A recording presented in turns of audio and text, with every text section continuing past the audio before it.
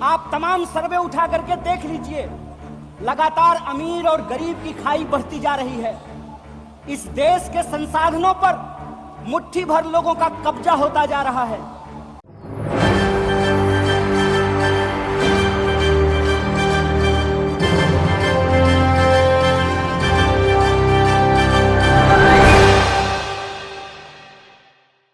नमस्कार, SPN9 news देख रहे हैं आप। आपके साथ मैं हूं वांशी जायसवाल।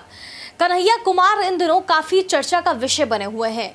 दिल्ली कांग्रेस के अध्यक्ष आखिरकार कौन होगा, इसको लेकर के सवालिया निशान खड़े किए जा रहे हैं। लेकिन कहा जा रहा है कि सोनिया गांधी ये फैसला कर चुकी हैं कि कन्हैया कुमार को ही दिल्ली प्रदेश का कांग्रेस अध्यक्ष बनाया जाना चाहिए और कन्हैया कुमार के कंधों पर यहां पर बड़ी जिम्मेदारी आती हुई नजर आ रही है। कहा जा रहा है कि भारत जोड़ो यात्रा में उन्होंने अपनी शक्ति प्रदर्शन जिस तरीके से दिखाया, सोनिया गांधी, मल्लिकार्जुन खड़गे, राहुल गांधी उनसे काफी जो है इंप्रेस नजर आ रहे हैं और उनको अब बड़ी जिम्मेदारी दी जा सकती है, यानी कि दिल्ली का कांग्रेस प्रदेश अध्यक्ष उनको बनाया जा सकता है। लगभग ये तय हो चुका है। हालांकि इस लिस्ट में और भी नाम शामिल हैं। कहा जा रहा है कि लड़ाई जो है वो लगातार चलती हुई नजर आ रही है इस पद को लेकर के, लेकिन यहां पर कन्हैया कुमार का नाम इसमें सबसे आगे है और कहा जा रहा है कि सोनिया गांधी जल्द ही इसका ऐलान भी कर सकती हैं। लेकिन आपको बता दें, यहां पर कन्हैया कुमार की करोड़ों की संपत्ति पर खुलासा हुआ है। जिस तरीके से कन्हैया कुमार चर्चा का विषय बने हुए हैं, आइए हम आपको बताते हैं कि कन्हैया कुमार की संपत्ति क्या है। ये रिपोर्ट देखिए। तो हमारे सामने कुछ महत्वपूर्ण सवाल हैं और उन्हीं महत्वपूर्ण सवालों पर चर्चा करने के लिए यह हमारा डिस्कशन हो रहा है, यह प्लेनरी सेशन हो रहा है और यहां मैं आपके बीच मौजूद हूं हमारे देश के इकोनॉमिक, आर्थिक और राजनीतिक रेजोल्यूशन क्या होना चाहिए उसके संबंध में कुछ बातें रखने के लिए। सबसे पहली बात तो हमको यह समझना चाहिए, देश की अर्थव्यवस्था देश के लोगों को नजरअंदाज करके नहीं चल सकती है। कोई भी ऐसी आर्थिक नीति जिसमें देश के लोगों को नजरअंदाज किया गया है, वो आर्थिक नीति देश की आर्थिक नीति नहीं हो सकती है। और आज हम जिस मोड़ पर खड़े हैं, हम देख रहे हैं कि नारा देश का लगाया जाता है, नाम देश का लिया जाता है और तिजोरियां दोस्त की भरी जाती है। ऐसी आर्थिक नीतियां आज इस देश के अंदर लाई जा रही है। मेरा एक सीधा सवाल है इस देश के हुक्मरानों से, कांग्रेस पार्टी का एक आम कार्यकर्ता होने के चलते, कि ऐसी कौन सी ऐसी नीति है कि देश गरीब हो रहा है। हमारा आर्थिक आंकड़ा हमको बताता है कि देश में सबसे ज्यादा बेरोजगारी है आज के वक्त में। कोई ऐसा सेक्टर नहीं है जहां बेरोजगारी सर चढ़ करके बोल नहीं रही है। आप तमाम सर्वे उठा करके देख लीजिए, लगातार अमीर और गरीब की खाई बढ़ती जा रही है। इस देश के संसाधनों पर मुट्ठी भर लोगों का कब्जा होता जा रहा है। वैसी परिस्थिति में जो देश की संकल्पना है, जिसको महात्मा गांधी ने देखा है, जिसको मौलाना अबुल कलाम आजाद ने देखा है, जिसको सुभाष चंद्र बोस ने देखा है, जिसको श्रीमती इंदिरा गांधी ने देखा, जिसको स्वर्गीय राजीव गांधी ने देखा, जिसको इस देश की संविधान ने इस रूप में वर्णित किया है कि देश देश के लोगों से बनता है। जब देश देश के लोगों से बनता है तो आप मुझे बताइए कि देश कैसे गरीब हो रहा है और देश के दो चार पूंजीपति कैसे अमीर हो रहे हैं। यह कौन सी ऐसी जादू की छड़ी है जो मौजूदा सरकार चला रही है। आप मुझे बताइए कि आम लोगों की आमदनी घटती जा रही है और देश के एक दो पूंजीपति दुनिया के अमीरों की सूची में जाकर के शुमार हो जाते हैं।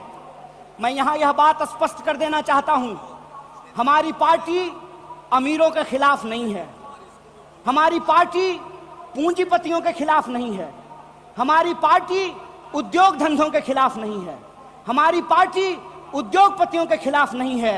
लेकिन हम ऐसा देश नहीं चाहते हैं जहां आम लोगों के पास रोटी नहीं हो और प्रधानमंत्री के पास चलने के लिए 8,500 करोड़ का विमान हो।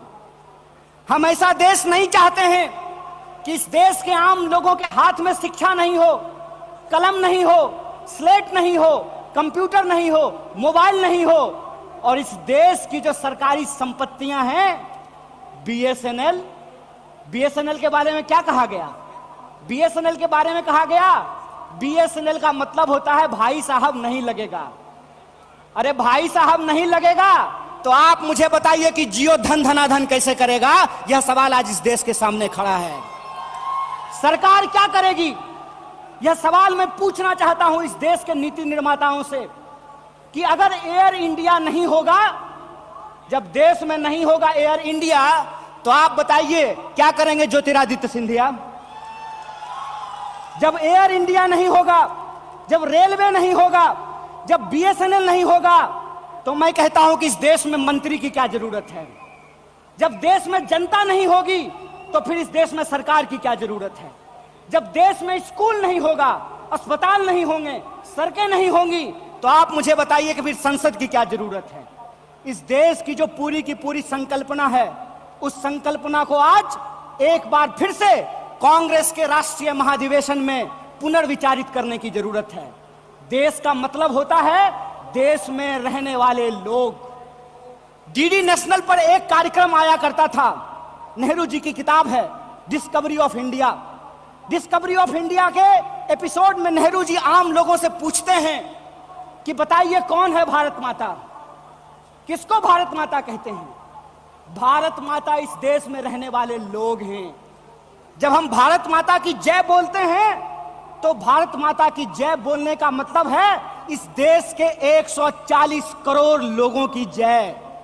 और 140 करोड़ लोगों की जय का मतलब है कि 140 करोड़ लोगों के हाथ में पढ़ाई हो, 140 करोड़ लोगों के हाथ में काम हो, 140 करोड़ लोगों के लिए रोजगार की व्यवस्था हो, 140 करोड़ लोगों के लिए इलाज की व्यवस्था हो, 140 करोड़ लोगों के लिए चलने के लिए सड़कें हो, गाड़ियां हो, रेलवे हो, हवाई जहाज हो। और आपने देखा कि देश में कुछ लोग लोकतंत्र को अपनी बपौती समझ लिए हैं। अभी जब मैं हवाई जहाज की बात कर रहा था तो मुझे दिल्ली एयरपोर्ट याद आ गया। दिल्ली एयरपोर्ट पे भारी जो है सिक्योरिटी फोर्स आई थी हमारे एक नेता को गिरफ्तार करने के लिए। तो मैं दिल्ली में बैठे हुए हुक्मरानों को इस महाधिवेशन के माध्यम से कहना चाहता हूं, आपको मालूम नहीं है भारतीय राष्ट्रीय कांग्रेस का इतिहास।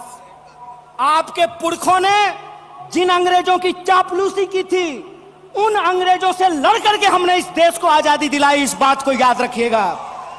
ना आपके जेल से डरेंगे, ना आपके मुकदमे से डरेंगे, ना आपकी लाठियों से डरेंगे, ना आपकी गोलियों से डरेंगे।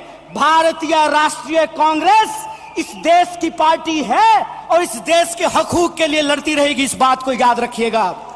और आज के समय में जो आर्थिक लूट की नीतियां चल रही हैं कि प्राइवेटाइजेशन ऑफ प्रॉफिट और सोशलाइजेशन ऑफ लॉस, फायदा होगा तो अदानी का और नुकसान होगा तो एलआईसी का, ये हम नहीं चलने देंगे। इस बात को आप याद रखिएगा।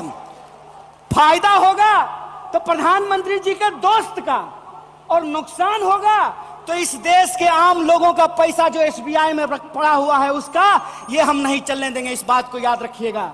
इसीलिए हमारा पॉलिटिकल और इकोनॉमिक रेजोल्यूशन ये है कि भारतीय राष्ट्रीय कांग्रेस इंडियन कॉन्स्टिट्यूशन का सेफ गार्ड है। हम इंडियन कॉन्स्टिट्यूशन के पहरेदार हैं, हम इंडियन कॉन्स्टिट्यूशन के असली चौकीदार हैं। इस बात को याद रखिएगा। तो देखा आपने किस तरीके से कन्हैया कुमार की करोड़ों की संपत्ति पर यहाँ पर खुलासा हुआ है और किस तरीके से उनका जो जीवन रहा है वो कितना जो है महत्वपूर्ण रहा है, कितना उन्होंने मुश्किलों के साथ यहाँ पर जो है अपना जीवन अभी तक का बिताया है। और अब जिस तरीके से यहाँ पर कन्हैया कुमार के कंधों पर बड़ी जिम्मेदारी आती हुई नजर आ रही है। कहा जा रहा है कि प्रधानमंत्री नरेंद्र मोदी की मुश्किलें 2024 में कन्हैया कुमार बढ़ा सकते हैं। बहरहाल आप इस पूरे मामले पर क्या सोचते हैं हमें कमेंट करके जरूर बताएं। देश और दुनिया की तमाम बड़ी खबरों के लिए देखते रहिए SPN9 न्यूज।